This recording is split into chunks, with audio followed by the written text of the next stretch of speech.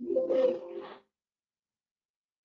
Thanks everyone for joining us today. I'm going to give everyone another 30 seconds or so to log on, and then we'll get started. Thank you.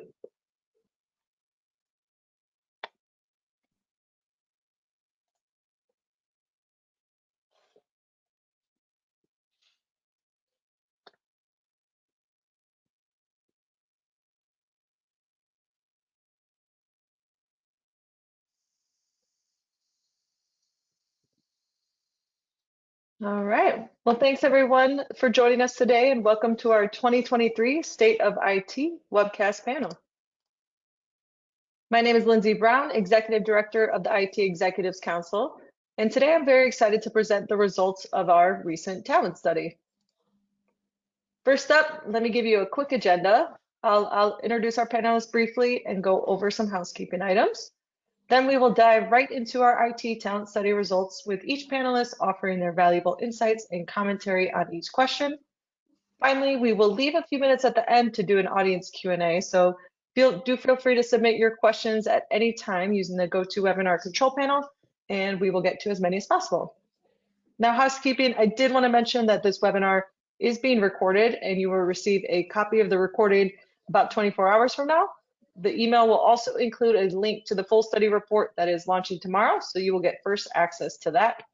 If you have any issues during the webinar, please do feel free to reach out via the chat function, and we'll see if we can help you out. With that, I'd like to introduce our esteemed panelist. Mel Heckman is an accomplished technology executive with nearly 30 years experience in ERP, IT infrastructure, custom development, and business intelligence across a wide range of industries. His many CIO, CTO, and technology roles span mid-market to Fortune 500 corporations. And Bob Swanson is president of VAST, a national IT services and infrastructure management firm based in Downers Grove, Illinois. Thank you both for joining us today, and I can't wait to hear your perspective on our results. Thanks, Lindsay. Thank you. All right, great. Well, let me give our audience some background on the study.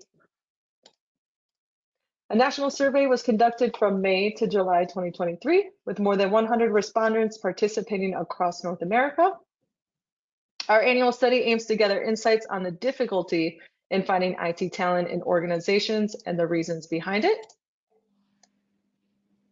All right, and by understanding these factors, we're hoping that CIOs and any of our attendees today can develop effective strategies to attract and retain IT talent, which is crucial for staying competitive in today's technology-driven business landscape. All right, next up, I did want to highlight some of our key takeaways first. All right, now first up, nearly 70% of businesses are struggling to find IT talent. Overall, we found that there is a scarcity of cybersecurity and data science professionals.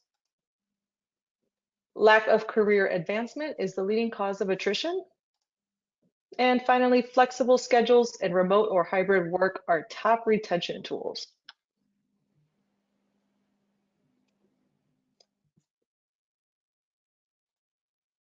All right, with that, those are our key takeaways, but we will go through each question one by one.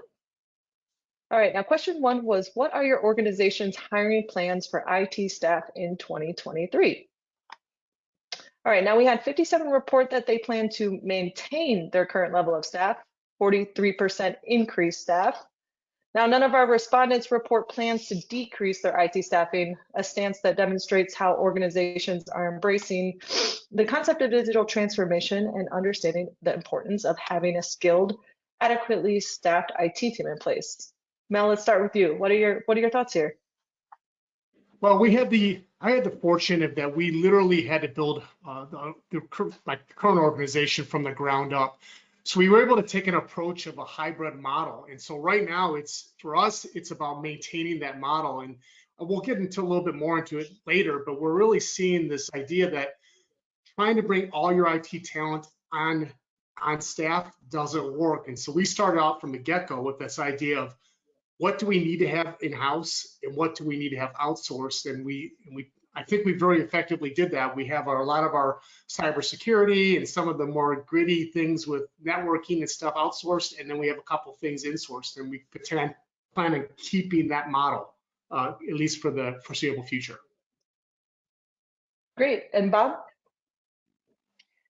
Yeah, I don't think these results, surprise me. I mean, there's been headlines certainly in the last year or so, with some of the very large tech companies, the Amazons, Metas, Googles of the world, laying off thousands of people. And, from what I've seen, I think that phenomenon is really, kind of reserved for those, the largest tech companies. And I believe it's a direct result of overhiring during the pandemic. It was almost a mania type scenario. At the onset of the pandemic, everyone panicked and the stock market crashed. Then there was an extreme run up with the market, in particular the valuation of the Nasdaq 100 type companies. So large tech companies, especially those in cloud computing and those that enabled remote work, were some of the big winners of the pandemic economy. So there was almost a gold rush of talent acquisition. And 2022 hit, and we started to see normalcy resume. The market softened, and I think these companies looked to reduce costs and recognize that they likely had overhired. So outside of those types of companies, though, and the types of companies that we generally see at Vast in our customer base, I would say had a more measured approach to staffing during the pandemic. So they didn't impact the labor market as drastically in this way. So the results of the questions don't surprise me in terms of, all of the respondents saying they plan to at least maintain, if not, increase IT staffing levels. All right, great. Thanks for sharing that. Now, question 2 was, how difficult is it to find IT talent for your organization? And again, the majority of 53% indicated that it was difficult, 24% neither easy nor difficult, 16% very difficult, and some very few respondents indicating that finding talent is easy. So no question that the talent shortage is having an impact on the hiring process. Let's start with you, Bob, this time. What insights can you share here? Yeah, so it's upwards of 70%, of the respondents, said it was at least difficult, if not very difficult. So I would say that, it's been, challenging for us as well, as we've looked to add talent over the last few years. And I know it's been difficult for many of our customers. Remote work certainly has changed the games, and, for companies that have embraced it, it's opened up a talent pool from one that may have just been local to one that's regional, national, or global. So this has been a big benefit for some companies and certainly individuals and job candidates, but it's made it challenging for other companies. Our firm's headquartered in Chicago, and we have many customers across the Midwest and the central US. And for those companies that are in the smaller markets or more rural or less densely populated areas, their cost of living is generally lower, and resultingly their wage scales typically are. So they've seen a bit of a raid on their workforce from companies from Silicon Valley and other large markets like Chicago and New York, for example, hiring away their talent pool and allowing them to work remotely. Oftentimes those companies can provide a salary and compensation package that is superior to what the local employers can offer. So in our part of the country, we've definitely seen that, attribute to this challenge. Great. And Mel, anything to add? Yeah, it's been brutal for us to recruit talent, and Bob, you said it right. It's in some of those rural areas, which is one of the organizations that I'm at right now. We're trying to hire a head of networking, and it's just impossible to get people to move. And there's a lot of reasons for that, and so we've had to be very thoughtful about, again, this notion of what needs to be in-house and what doesn't, and really start looking towards ways of keeping people at home. You kind of harked into that, this notion of people want to work from home. With COVID is kind of, we've got a habit and we're using it, so we have to do that. And now this notion of being very mindful of business continuity, and that the people that we do hire, we have to know that there's a chance that they're going to rotate. And so we've been very thoughtful about keeping that notion of tribal knowledge and retention of talent, and the knowledge that's in that talent very close to our vest as well. All right, great. Let's see the next question. All right, so question 3 was, which IT skills are the most challenging to recruit for in your organization? Mel, you already mentioned this. Cybersecurity professionals are considered to be the most difficult to recruit at about 54%, which I think speaks to the ongoing data privacy and security challenges, clearly facing modern businesses. That's followed by network engineers, software developers, and data scientists. Mel, I think you'd agree with this. Have you experienced a similar trend? Anything to add? Yeah, so I mean, here's the reality.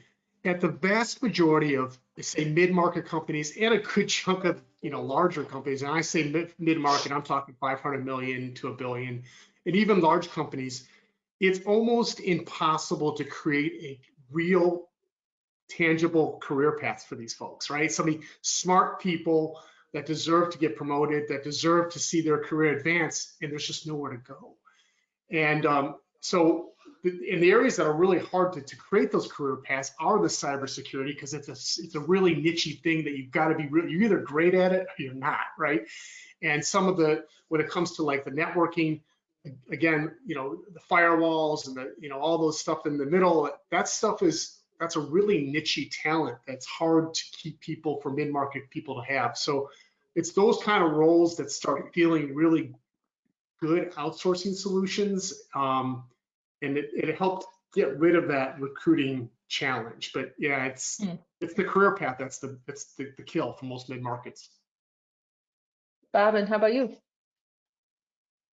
Yeah, I agree with cybersecurity, certainly. And in our segment of the market, we're also seeing this with cloud, folks with, high-level cloud skill sets and certifications. Certainly there's been a lot of growth and shift to cloud computing, and then the proliferation of these, cyber events and attacks. From a security standpoint, companies need to both protect their digital assets, but also make them resilient and recoverable in the event that something, like a ransomware attack does happen. I mean, the size of the attack surface is increasing, the sophistication of the criminals is increasing, and you combine that with a shortage of highly skilled cybersecurity engineers, and it has made that recoverability more important, than ever. There's an overused saying, it's not if, but when talking about, cyber instances, but it really does hold true. So this is an area that we have, been helping, many clients with over the past few years. All right, absolutely. Now, next question. What are the most common reasons for IT employees leaving your organization? All right, so it looks like lack of career advancement and opportunities and inadequate compensation and benefits were virtually tied as the top reasons. So it really appears as though organizations can address some of their retention woes by offering enhanced benefits and compensation package, while also providing employees with ample advancement opportunities. Bob, let's start with you. What are your thoughts here? Yeah, Lindsay, you cited, one of the key highlights of the study as being this, lack of career, advancement. Mel talked about it a bit, and I think some highly, talented technical resources can sometimes, that can be at their own detriment, right? If they're too good, at a very tactical job, that they do. But also, I guess the other, surprise that I would say here would maybe be, with the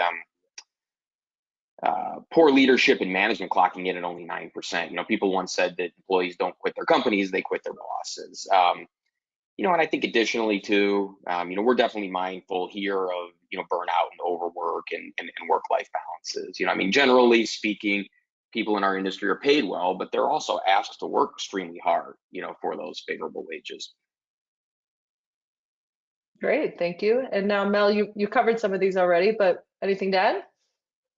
Yeah, the tricky thing we're finding in this hybrid model is that the talent pool doesn't really respect the notion that you live in a smaller community and your cost of living is less, right? And so one of the biggest challenge we had was this whole compensation thing, where it was taking nothing for people to jump because they were making a $30 or $40 or $50,000 pay raise, and that's huge for most people, right? So that became really difficult. The only way you can combat that is through giving people additional benefits. But the thing that you really struggle with IT is this notion that you run out of the sexy stuff to do, and the great example of that is analytics. Like eventually a company is going to bring like an analytics genius in, and this resource is incredibly smart. They'll bring all this great stuff, and then eventually the business is going to fizzle out its need. The bang for the buck they get for that, the analytics is going to run out, and what keeps that person going or keeps that person motivated is going to call into question, and that's where you start running into people looking around corners. You know what I mean? And it's a big problem for small companies too, is creating that excitement that lasts more than like the first 6 months to a year. All right, that's a good segue into some of our retention questions. Let's see, this one was, how important is employee retention in your organization? And we had a tie here at about 43% for either extremely important or very important. No surprise there, but none of our respondents indicated that retention was not important. So it really appears that all of our participants understand the value of optimizing employee retention and the challenges of hiring, especially in the midst of an IT talent shortage. Mel, let's start with you. What are your thoughts on the importance of retention? Yeah, I mean, this is interesting, but it might be interesting for a different reason than you might think, right? So like, of course, everybody's saying, yeah, I don't want to lose people. And yes, I don't want to change talent. Nobody wants that, right? If you have a good resource, you want to keep that resource, and you're better off with the longevity of employees rather than the constant rotation. I think the reality is, and especially mid-market companies have to be faced with, is that there is going to be churn and burn in your organization. That is just going to happen. And so you really need to spend a lot of time, keeping, and I think we'll talk about this later, a couple ways to keep them motivated, but you got to find ways to keep them ingrained. There's definitely some things that I've done that has helped, but you have to, more importantly, you have to plan for that churn. So you have to think constantly in terms of 2 in the box, like making sure there's 2 people that are skilled at once, at one particular area, or you outsource part of it and have some of it insourced, but you can't become, held up because of X number of resources. You have to really protect your business continuity. Absolutely. And Bob, anything to add? Yeah, I mean, I agree with Mel, that you have to, expect some degree of churn and have to be ready for that. And, and in some ways, embrace it. I think a combination of having longevity of employees, but also having new people come in that bring, different skill sets, that bring fresh perspective is important for the organization. But I'm glad to see that you didn't have any respondents that said this wasn't important. And I'd say if it's not important or extremely important for you, you may need to reevaluate the value you're placing on your staff. For us, it is extremely important. We're a services company, so our employees are our greatest asset. Without them, we don't have a successful business. Great. Now we'll cover some of those specific retention items in the next question. Let's see, we asked, which of the following benefits or perks does your organization currently offer to attract and retain talent? All right, and the top 3 ranked responses were remote work, a comprehensive benefits package, and company culture. Looks like flexible schedules was not far behind either. It's clear that in the current talent landscape, offering a single job perk to job seekers and current IT employees is not enough. Let's see, we'll start with Mel last time. How about Bob? What are some of the perks you think are the most important? Well, my first observation here is that, each of the choices, had the majority of the respondents select. So, that goes to show that they're all important. I mean, it's a competitive market, and companies need to recognize that. In particular, I think flexible schedules and remote work options are becoming more and more important and desirable by employees and candidates. I mean, the nature of IT is always on. So, many workers are asked to, work long hours or hours when the business is closed, or others aren't working, or to be on call, those sorts of things. So if we're asking our, employees to do those sorts of things, we need to be flexible with them as well, and provide the necessary balance to, to avoid the inevitable burnout that can occur. All right, and Mel? Yeah, so when you think about IT, like if you think about your stereotypical IT person, like, and I'm gonna like a stereotype like crazy, like you think of like you gotta hearken to the inner nerd here, right? And it's this notion of a love of learning. And so what I do and what I've done in other organizations is just look for ways to move these IT people into seemingly completely different roles. And so let me give you a perfect example. So I had a person who came in as the IT help desk. Now we had a hybrid model, so this person was essentially doing that level 1 support of technical support staff.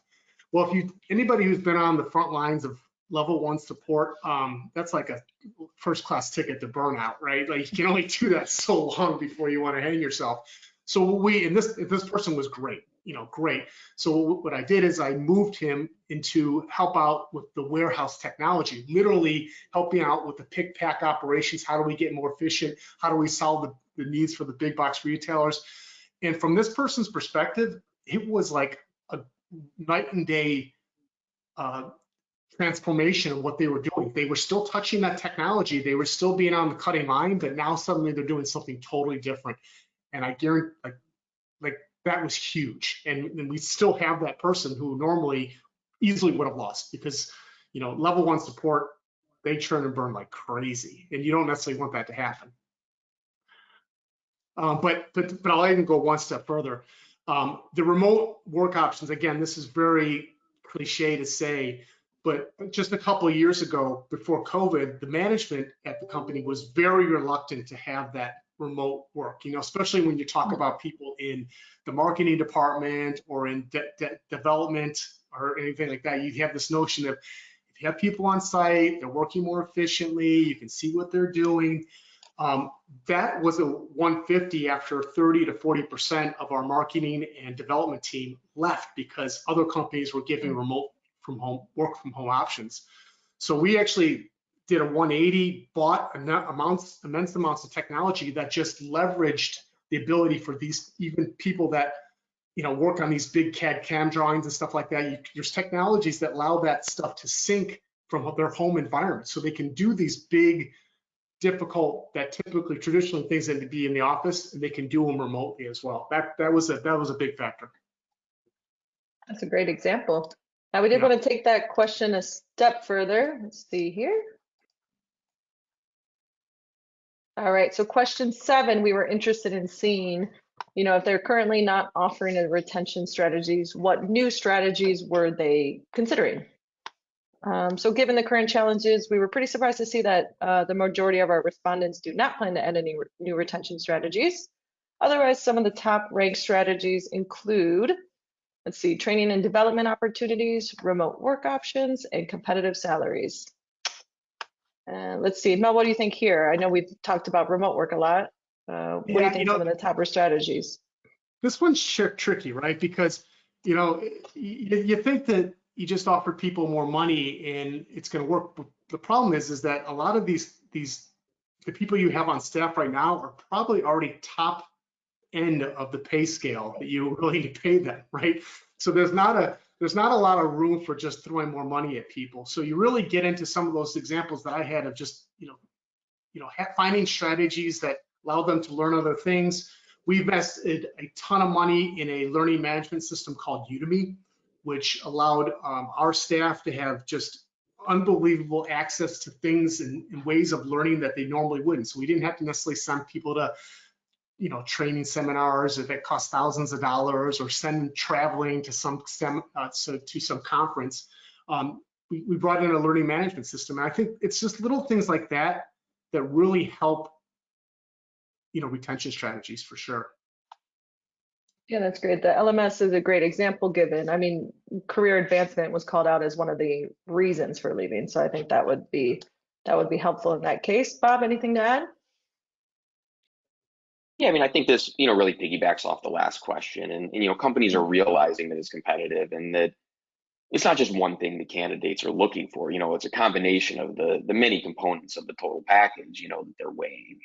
So, I think everybody just has to, continue to be, learning and evolving and willing to maybe change, some of their strategies in this area. I mean, we're a smaller company without a large HR department. So, we do enlist the services of a third party third-party service that helps us with this effectively like crowdsourced information, right? On, wage scales, benefits packages, trends in the industry, those sorts of things. So we're not left, guessing ourselves on these sorts of things. We're taking, a lot of data that's being, compiled and, being able to serve back to companies like ours to help us with these sorts of strategies. Yeah, Lindsay, one other thing I was going to mention, if you don't mind, is again, Of it's this notion that if you look at 34% aren't planning on doing anything, right? Now think about that. Like we're not going to try to retain you. So it gets back to this idea that you really have to build that business continuity in your business and making sure that that there's not any specific business function, whether it be cybersecurity, back office, anything that is in the hands of one person's brain, right? You really have to be 2 or 3 deep in all areas. And that's not maybe a new way of thinking, but it's even more important because technology, while it's gotten easier, it's gotten more prolific. And in many ways, the amount of technology makes it more complex. Absolutely. Great tips. Yeah. All right, next up, we asked, how confident are you in your organization's ability to attract and retain IT talent? And looks like 50% of our respondents said they were somewhat confident, 31% said very confident. Based on these responses, it appears that most business leaders feel as though they're doing enough to attract and retain talent. Bob, what do you think? Are we doing enough? Yeah, it's interesting to me, 50%, say somewhat confident. So, in some ways, I think that may be like an I don't know, answer. Maybe we've had, some success, maybe we've had some challenges, with recruitment retention, but, I don't really know how to answer the question. No? Yeah. I can only speak from my experience that it's really hard. Even from my perspective, I'm not confident that I'm going to be able to to attract new and retain talent.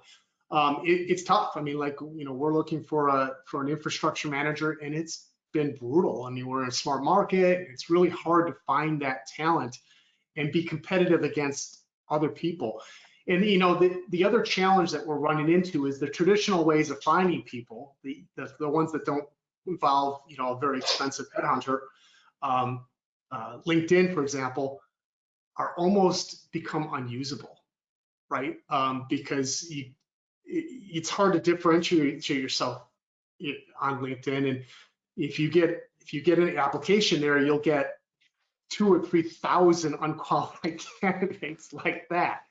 And so it's really hard to find people these days. And we've used a combination of networking. We still continue to use a little bit of headhunting, although that's expensive proposition. And then we just have a little bit of grin and bear it with like the LinkedIn models. Yeah, interesting. And those challenges led us to ask some questions on outsourcing.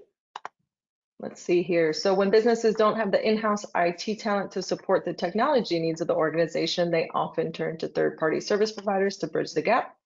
Therefore, we wanted our study to touch on outsourcing in these next few questions. So for question 9, we did ask, does your organization outsource any IT function? As expected, the majority of respondents, 64%, are outsourcing at least some of their IT functions, which speaks to both the severity of the talent shortage and the benefits of retaining a trusted IT services provider. Start with you, Mel. You've touched on outsourcing. What has been your experience with outsourcing?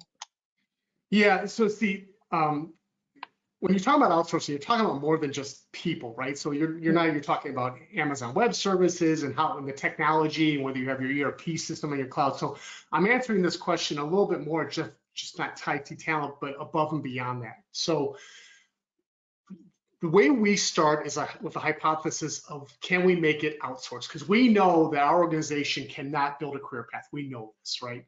But we also know that we have to find balance because it's too expensive to outsource everything, right? You can't outsource everything, technology, cloud, and people. You can't do everything. It's too expensive. And plus, you need to have some on-site services. You really do. So what we did is we're very selective about the things we do outsource. For example, we talked about this. cybersecurity, we know that we could never hire or retain anybody who had enough depth to be able to deal with today's cybersecurity issues. So we're not going to try. So we outsourced that kind of function. When it comes to infrastructure IT, I'm talking about not just plugging a little router or switch. I'm talking like the hard stuff, the firewall, the stuff on the outer edges. We bring that outsourced too, because we know that we cannot retain and hold on to somebody long enough to build that in a way that's truly secure and will protect, the company and my job, right? And then we've kind of cherry picked from there, and we have level one. We have very much level one simple stuff on site, and then things move to level two and that outsource function pretty quick because it just makes sense. Yeah. Right. And Bob, I know your company is often outsourced to as a service provider. Thoughts here? Yeah, I mean, to add to what Mel said, we often find that a more selective approach to out-tasking with providers that have specific skill sets, versus wholesale outsourcing your entire IT department, is a better path. But I mean, outsourcing as a whole is definitely a potential solution to staffing problems and and staffing shortages. Oftentimes it's a very philosophical thing, right? You have some people feel very strongly, either for or against, kind of like, to cloud or not to cloud, or people's feelings on remote work or use of contractors. There's certain things that different people that run different IT departments just have very strong feelings about, but if done right, can definitely be an effective solution for any sorts of staffing issues. And Lindsay, as you mentioned, Vast is a managed service provider, and we definitely have seen more demand for our services over the past few years, or at least since the onset of the pandemic. Lindsay, can I add one little follow-up to that, if you don't mind? Of course, of course. So here's a piece of advice that I think has worked well for me and many organizations, including this one, is when you outsource, the key thing to do is not to think of outsourcing as you've outsourced the organization, is that you need to peel back the onion and treat your outsourced organization and look at the individuals there too, right? So it's a mistake to think, well, I've outsourced it to, Vast or any number of outsourced organizations, say, I'm covered, I'm good. If anything goes wrong, it's their problem. That's immature, right? You really need to constantly work with that provider and say, who do you have on the bench? Where is your depth? How does your depth support my organization? Treat that organization no differently than you would treat if those people were individuals working in your company, and it really helps your success of that model. Great tips. Now, I know we discussed some of this, but our next question dove into specifically what functions were being outsourced. So let's see, we got cybersecurity, infrastructure, and network management, and monitoring as our top 3 results. These results really don't come as much surprise, as our participants also reported that cybersecurity professionals, software developers, and engineers were some of the hardest skills to recruit for. Bob, I know we just covered outsourcing, but anything to add here? Yeah, we do a lot with infrastructure management, cloud infrastructure and application management, data protection, disaster recovery, business continuance, those sorts of things. And when companies do outsource, I mean, a lot of them are looking to not just offload operational tasks, but also, risk and outcomes. And like Mel said, it's not, just an easy button. That certainly is a benefit, in a draw. And, these contracts are generally, SLA driven or outcome based. So, companies look at it as a way to shift, but it's not an easy button, and certainly needs to be done right. Mel? Yeah, I mean, this makes sense. And I've actually, I've talked to some of the roles that we outsource, the cybersecurity and the infrastructure management very specifically. But the one thing that we're very careful about is, again, is we have those weekly meetings. We monitor the SLAs all the time. And the trick is, when you're looking for an outsourced organization, you got to get comfortable with them, and you got to be prepared to have those hard conversations. And it's okay to occasionally hate each other, but because as long as your outcome at the end is good, right? Like, if you can have a grown-up, mature relationship with your outsource about what are we doing well, what are we not, and watch that pivot, then you've got a good partner. And that's what I look for all the time. All right, great. And let's see, finally, with the increasing talent shortage, we wanted to ascertain if participants were outsourcing more or fewer functions over the past 3 years to determine whether outsourcing was becoming more or less prevalent. Let's see, it looks like 47% indicated that they have increased outsourcing over the past 3 years, 44% stayed the same, and 9% decreased. Mel, we'll start with you. Thoughts on the outsourcing trend? Yeah, so, in the current organization where it was a divestiture, historically there was less outsourcing, right? And so when I came here, I was very focused on using, and it was always kind of this why not, why not, why not, why not. I've seen success in outsourcing, and I'm very real about its shortcomings, and you just got to get ahead of it. And so I would say we're going to definitely continue that trend of outsourcing, and whatever my future is, I will be continuing that trend with the next organization as well. So great. And Bob, your thoughts?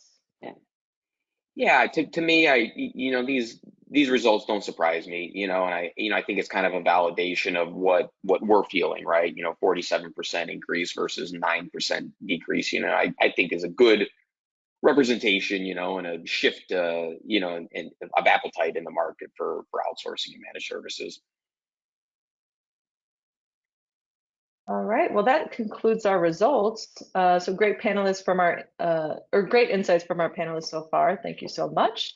I did want to leave a few minutes for our audience Q&A. So if you haven't already, do feel free to submit a question in the GoToWebinar control panel at the bottom right of your screen. Let me dive in here and see if we got any. All right, looks like we do have one I'd like to cover first. It is, what will the IT talent landscape or challenges look like in 5 years? What do you think? You know what? I can sort of answer this question. I think that the biggest challenge that we're facing is the complexity that you see in like Amazon Web Services and Azure, et cetera. There is such an unbelievable wealth of stuff in there, right? That can make profound changes to your business. The problem is you gotta go find it, right? And so I think the biggest things that we're gonna be looking for is people that have that cloud expertise, and really looking, as we're recruiting people, the questions start coming out. What are your experiences in working in the cloud? Do you have any specific experience in Azure or Amazon Web Services or Google Services, et cetera? Because we know that we're going to continue to tap into that kind of technology going forward. All right, and Bob?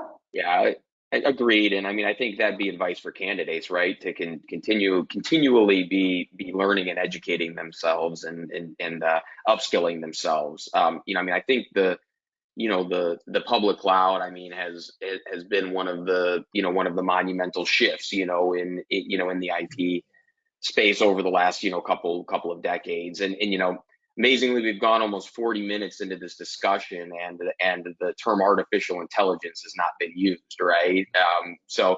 I do think too, if you're looking at, artificial intelligence as well, I think all companies are doing themselves a disservice if they're not, considering it and going, all right, what sorts of business processes could I be automating or improving, with AI? For us, we certainly are looking at ways to improve and automate, our ticketing and our service desk delivery. We're looking at ways to, improve marketing capabilities, right? And, automate that. So, I think that'll be interesting to see, how it plays out over, let's say, the next, the next half a dozen years. But I think we have two technologies that are, upon us now that are creating, significant inflection points or shifts. Yeah, absolutely. Now we had another couple questions come in. I'll tackle one more just to leave us a little bit of time. Let's see. This one is, how are the mixed economic signals impacting the availability of tech talents? See, Mel or Bob, whoever wants to tackle that. That's a good question. you're right. There are, mixed signals. You can convince yourself that everything's great. You can convince yourself that the sky is falling. We also have elections coming up upon us, right? I think, keeping an even keel, right? And again, not potentially, overextending yourself, but also understanding that you have to keep up with the changes of the labor market, of your current employees and your candidates' desires in terms of what they want for compensation and for their work experience to be. Yeah, and what we're doing is it's really taking a really cautious approach. So the idea of hiring people is really taken with a great deal of depth and thought, right? Because the economic indicators are really confusing. Like you look at the stock market, you're like, well, yeah, it's not so bad, but then again, you look at the amount of cautious optimism and investment that companies are making, and it's gone. You talk to any consulting company, and that consulting company should be like your barometric measure of the economy. It's zero. I mean, it is a ghost town. There's tumbleweeds, and just because people are not making tremendous investments in technology right now, just because of that. All right, thanks for sharing that. All right, well, I'm going to close out our Q&A today. If we missed your question, I'll follow up with you after our webinar with any answers, see if we can help you out. So I'd like to thank our panelists, Mel and Bob, again for their time and great insights on talent. As I mentioned, the full study report will be available tomorrow, and your follow-up email will include a link to that. So be sure to check that out when you receive it. And thanks again. I hope everyone has a great day. Thank you, Lindsay. Thank you.